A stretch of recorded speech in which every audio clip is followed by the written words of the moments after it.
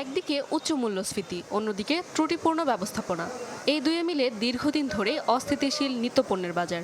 এরই মাঝে নানা কৌশলে টিকে থাকার লড়াইয়ে স্বল্প আয়ের মানুষ। 4 সদস্যের পরিবার নিয়ে ঢাকায় থাকেন বেসরকারি চাকরিজীবী নাজির আলম। কারওয়ান বাজারে এসেছেন গৃহস্থালী নিত্যপণ্য কিনতে, কিন্তু চালের দাম বাড়ায় টান পড়েছে তার বাজেটে। কিছুটা হিসাব করে কিনলেন মুদিপণ্য। বেতন দেওয়া যেতেছে এক টাকা 2 টাকা 3 টাকা এরকম ভাবে বাড়ে, আর জিনিসপত্রের দাম বাড়তেছে 2 টাকা 4 টাকা 6 টাকা এভাবে।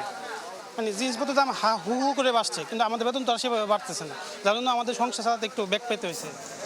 সুস্বাদু বাদাম, তিল আর স্বাস্থ্যকর গ্লুকোজ সব মিলিয়ে প্রাণ পিনাট বার। স্মার্ট কিছু খাও। সপ্তাহ ব্যবধানে খুচরা পর্যায়ে মোটা ও মাঝারি চালের দাম বেড়েছে অন্তত 2 টাকা। পুরনো দরেই বিক্রি হচ্ছে সব ধরনের ডাল, আলু, পেঁয়াজ, রসুন ও আদা। ক্রেতাদের দাবি মিলছে না আয়ের সঙ্গে ব্যয়ের হিসাব।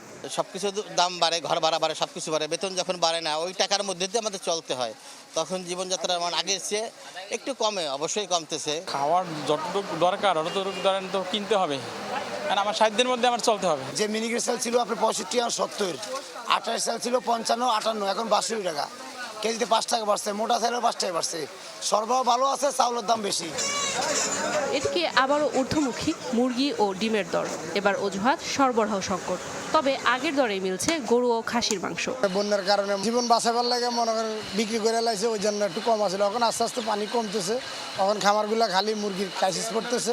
এটা উৎপাদন করে আসলে মনে হয় আবার কমার লক্ষণ আছে। 45 টাকা ছিল গত সপ্তাহে, এই সপ্তাহে 150 টাকা। কেন বাড়ছে? মাল পাওয়া যাইতেছে, মাল আছে, তো দামটা বাড়ার কারণটা বলতে পারতেছি না।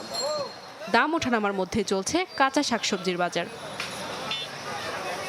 নাদিয়া ইসলাম তুলি, চ্যানেল 24, ঢাকা।